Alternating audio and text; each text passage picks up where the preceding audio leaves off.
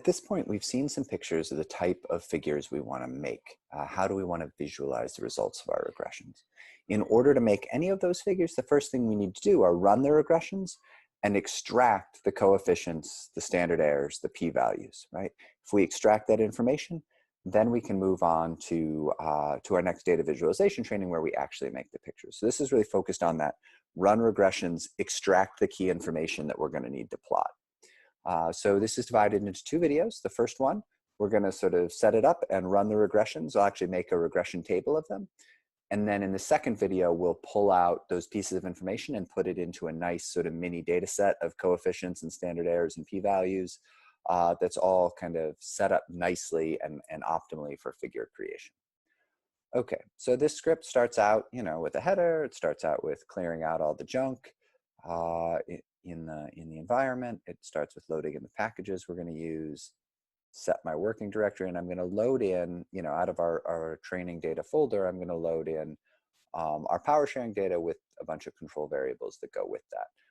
And today we're just actually going to work with a few of the control variables and the relationships between those.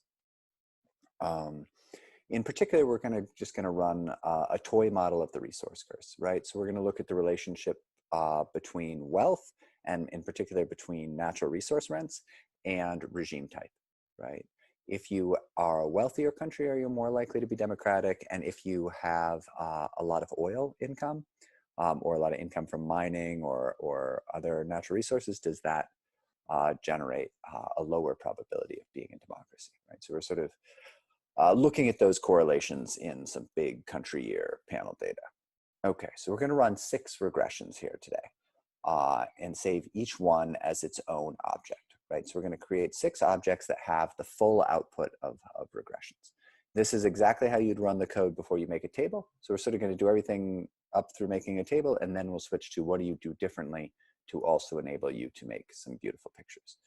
So in this first model, we've got in this, the way we're setting this, we're going to look at 2 different measures of democracy. We're going to look at the polyarchy index from the Varieties of Democracy project and the egalitarian democracy index, which is a slightly kind of narrower, more focused measure of democracy, focusing on sort of equality between groups, right? As one important component of democratic governance.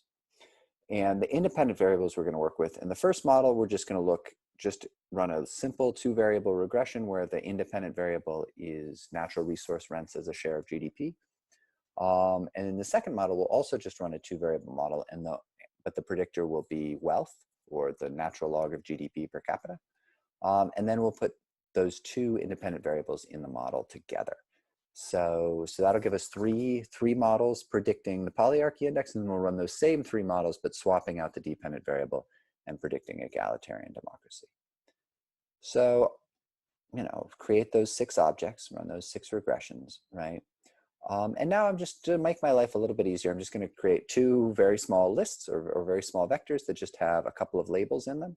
So the coefficients, I'm just going to label these resource rents and natural log of GDP, give them nice clean labels. So this is literally just creating a vector with 2 objects, 2 character strings. And I'll do the same thing here, create this vector DVs, or dependent variables, right? And it's just a vector with 2 objects, electoral democracy and egalitarian democracy, right? These 2 different democracy indices we're working with. We'll use those labels later just to make the data set of results we're working with a little bit prettier. So I'll create those 2 objects now. And what we're going to do is, in our regression table, we're going to use these 2 as our covariate labels on our independent variables. And our dependent variable labels, we're going to pull from this list of DVs. So we're going to use them in our table, as well as kind of in this data frame we use to extract the information for visualization.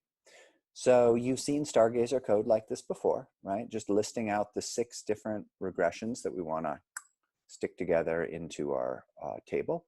And we're going to save the output in HTML format, which, as a default, that'll open up in your web browser, but it's also a very nice editable format to stick into Microsoft Word.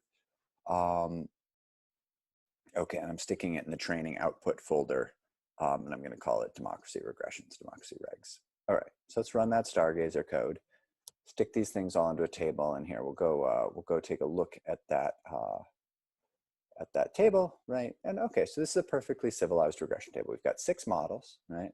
1 model per column. We've got 2 different independent variables that we're working with. You can see the labels that I gave them, and see that the dependent variables for models 1 through 3, that label goes here. For models 4 through 5, there's the dependent variable for those, or sort of 4 through 6 is over here. So I've got those labels on things. This is a perfectly civilized regression table. But what we want to do now is extract some of the same information. It's actually the same information that the Stargazer package is reading to make this table. We want to extract that and save it into a nice, easy to access data frame that we can use to make pictures. And that's what we'll do in the next video.